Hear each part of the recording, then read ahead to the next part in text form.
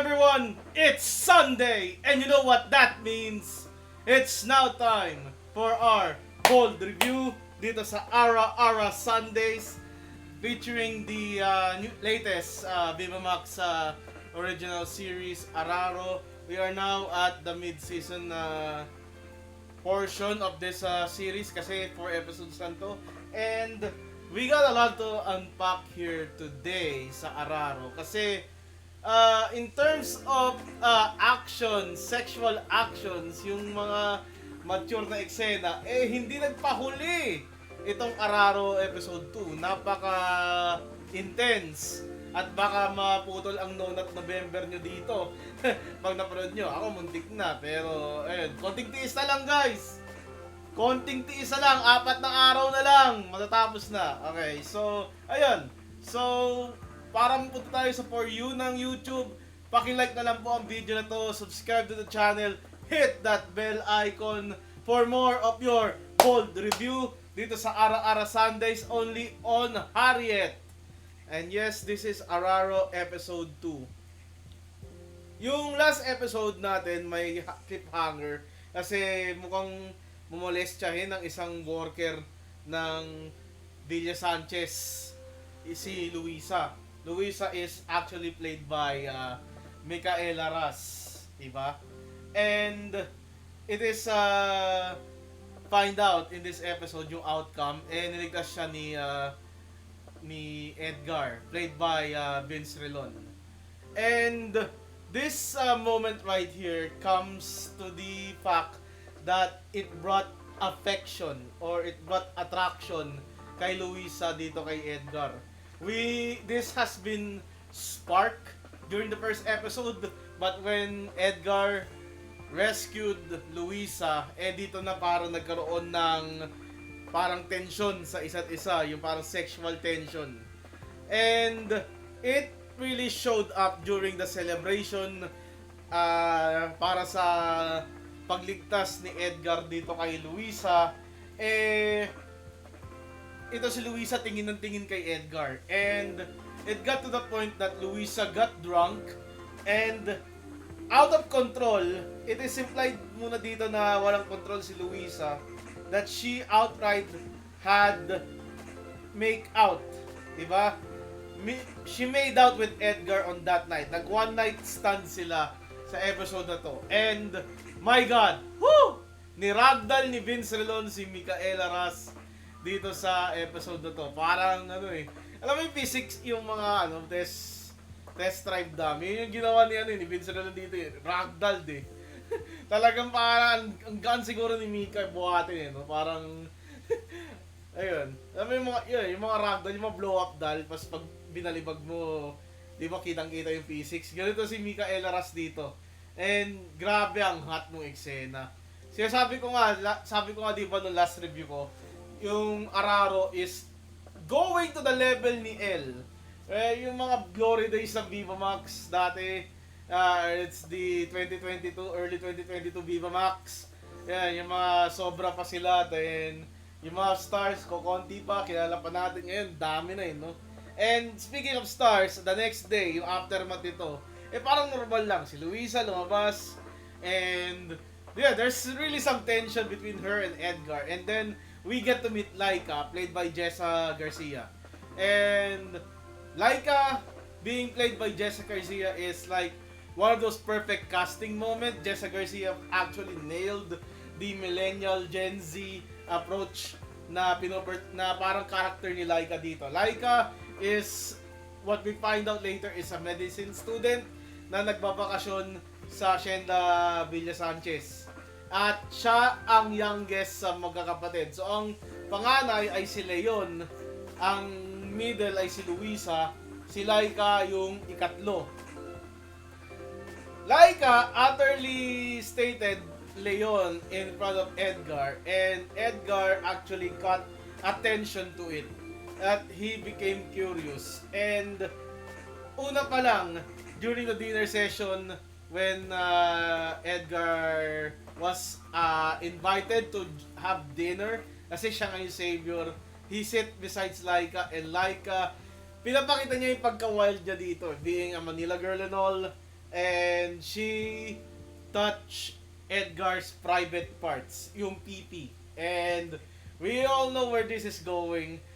And nakakalata ito si si Laika, she keeps on saying innuendos, sexual innuendos dito sa episode na to, like Hungarian sausage, matigas, di ba? And alam ko si Luisa nakaka-cut on na hinahawakan ni Laika yung edits nito ni Edgar.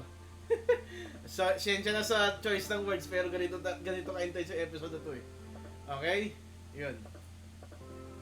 Edgar, out of curiosity, while driving away, papunta sa sakahan, he was, Laika stowed away on the pickup truck. So, Laika nakisama, and Edgar managed to get some few informations about the whereabouts of Leon. Okay, si Leon kasi, siya di ba yung, pumatay sa kapatid ni Edgar. And that's why Edgar infiltrated Villa Sanchez in order to exact revenge against Leon. And unfortunately, Leon is staying in Manila. The target is not in Villa Sanchez. So parang doon sumabit siya. And he has to think of a plan to get out of Villa Sanchez very, very quickly. As Edgar and Laika tends to get closer, the tension between Luisa and Edgar deepens. And in one session, umiinom ulit si Luisa.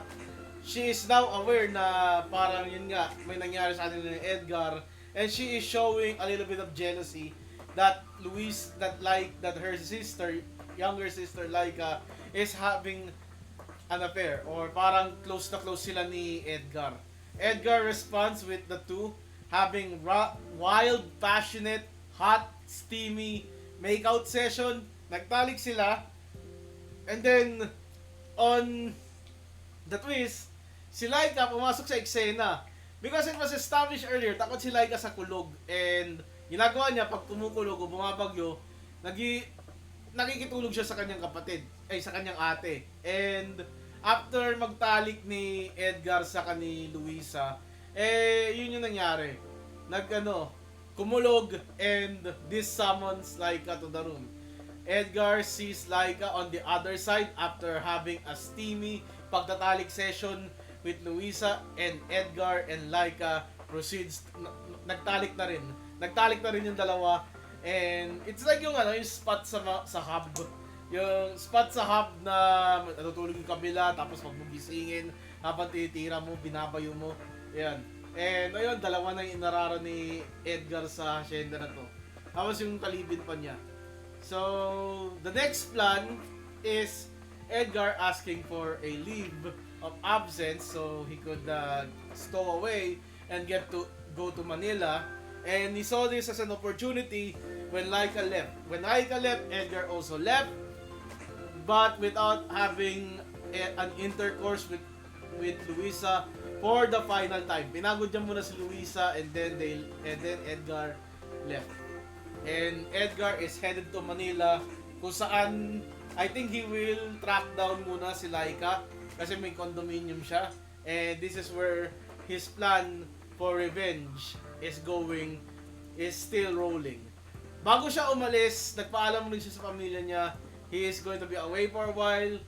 Yun nga, kasi nga pupunta siyang Maynila, and we see Edgar take a bus, DLTV pa nga, and he's going to Metro Manila. He's going to fend off Leon, or take his revenge against Leon. Now, during this episode, may mole, yung matandang katulong nila Edgar, yung matanda rin sa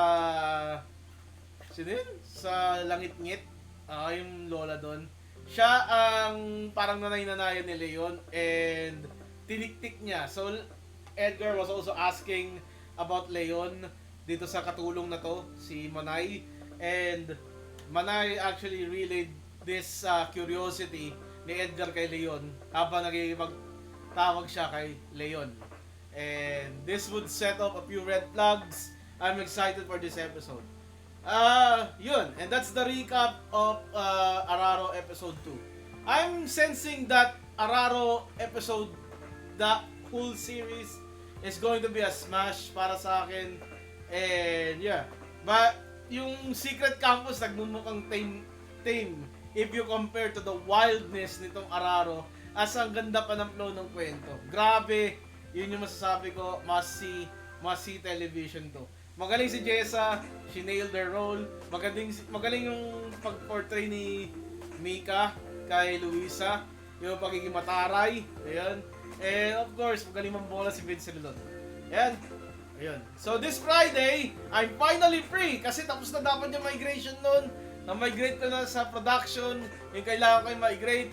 So, let's celebrate with another bold review. Huwag kalimutan pa lang i-like ang video na to para pupunta tayo sa For You ng YouTube. Ayun. So this Friday, if you know what that means, we will be reviewing Ganti-Ganti starring Angelicang and we just got an Angelicang movie last week. Angelicang ulit? Okay. Ganti-Ganti starring Angelicang and Yen Dorano, and then next week we got Angelicang for 2 weeks. Actually 3 kasi di ba sila akin.